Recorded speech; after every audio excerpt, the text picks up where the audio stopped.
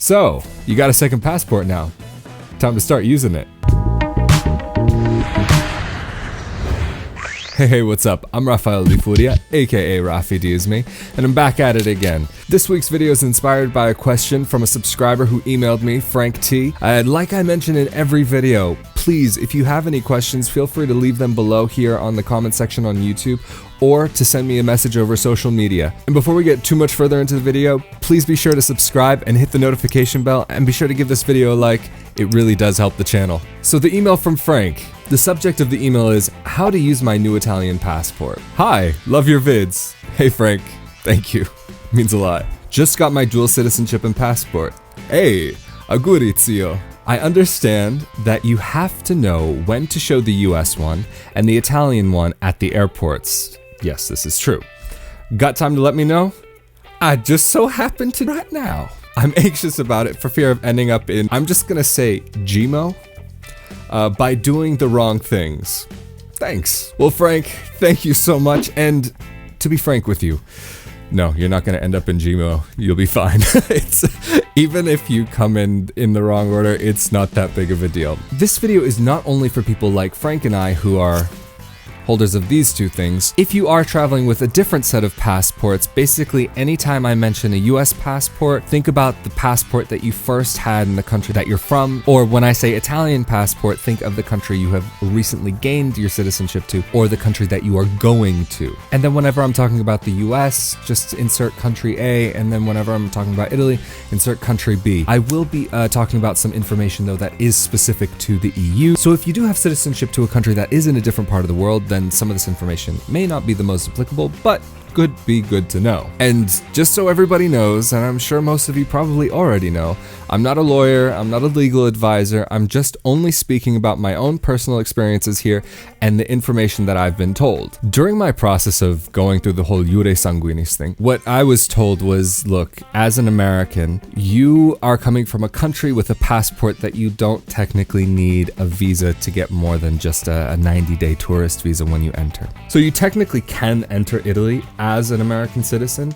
with an American passport, but after doing a little bit of research on my own, it seems as though if you have the Italian passport, just way better to use that one when you're traveling. However, there is a particular order if you are using both passports that you do need to use them in. There is one complication that potentially can technically come up, which may not be an issue, but could be an issue. I would highly recommend entering Europe on your Italian passport, assuming that you have it. So let's assume that you're coming from the US or Canada, or maybe, I know there's a lot of people that are doing this process from Argentina, so hola.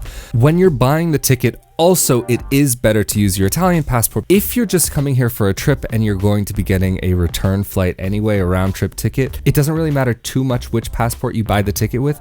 But if you are planning to come here for a while, or if you're planning to actually move here, use the Italian passport, because with the American passport, you technically need a return ticket, but with the Italian, you can get a one-way ticket. Sometimes one-way tickets are less, sometimes they're much more. You just have to shop around and compare prices, of course. When you are purchasing the ticket, you go into your Italian passport, you get the passport number, and you give that to the airline.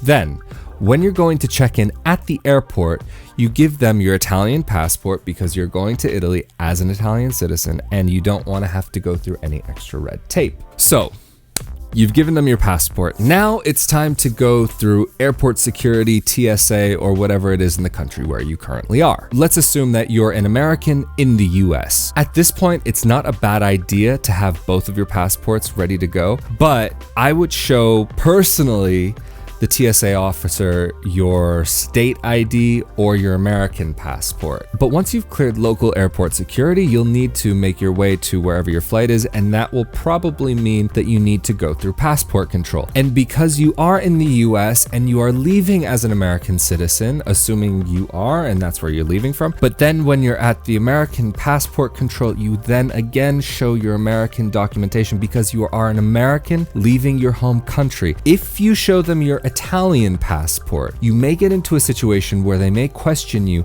on how long you've been in the US, how you entered the US, and a whole interrogation that could become very annoying. So when you're talking to American officials, use your American passport. Or if you're Canadian and you're talking to Canadian officials, use your Canadian passport. Once you've cleared the first passport control leaving the country you are going from, you can pretty much put your American passport away, or Canadian or Argentinian, whatever. So now at this point, it really depends on the airport that you're leaving from and how the airport is set up, because depending on the country, you may have a pre-boarding passport check or not. But when you're getting onto your flight, you then show them your Italian passport with your ticket, because you are an Italian flying to Italy. At this point, you're on the plane, everything's good. Put your passports into a very safe place. I personally recommend a money belt, and I'll try to put a link to one that I've used below, or one that's similar, because they're all pretty much the same. But if you want to help support the channel, please use the link below. So now, let's assume you've arrived in Italy. Italian passport time. So now, let's assume you've landed here in the motherland, Italy. So this is the same in any EU country, but using the example of Italy again, you've arrived here, you'll have two lines. You'll have the Italians and all other EU citizens, and then you'll have the section for everybody else. From what I've seen traveling around Europe in general, the everybody else line tends to be a little bit longer and slower. And because you are now the proud owner of an Italian passport and proud Italian citizen, enter through the EU line. It will be much faster. And then you pass through passport control, pick up your baggage, that's it, done.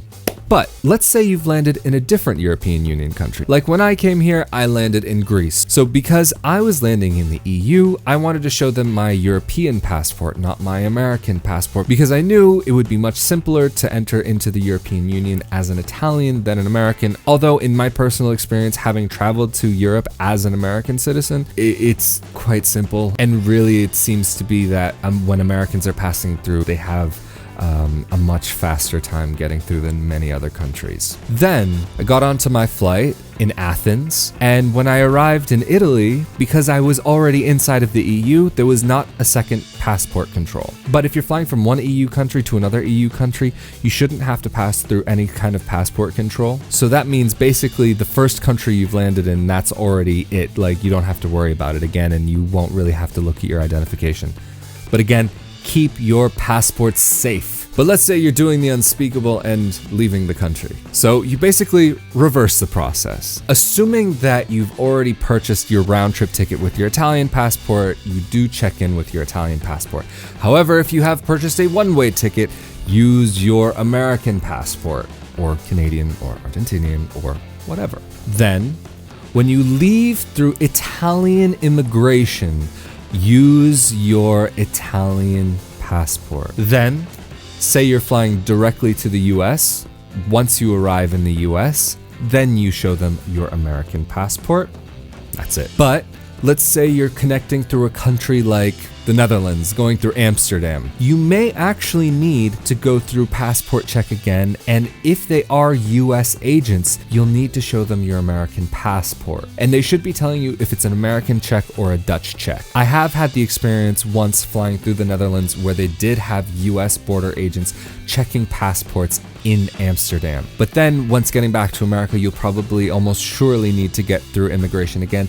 And that's when you will show your American passport, because as an American citizen, you are not allowed to enter on a foreign passport, because you would then be considered a foreigner, and some citizens of some countries either need a visa waiver or a visa. I'm not sure what the status is for Italians, but by using the right passport at the right time will help you avoid ending up in GMO. But anyway, Frank, hope that helped you. If you have any more questions, feel free to let me know. And to anybody else, as always, this is an open conversation. If you have any questions or comments or anything, feel free to leave them down here on the YouTube player page. Or if you prefer to get in contact privately, feel free to send me a message through social media. And to know when more content like this comes out, please be sure to subscribe, hitting the notification bell, and giving that video a like.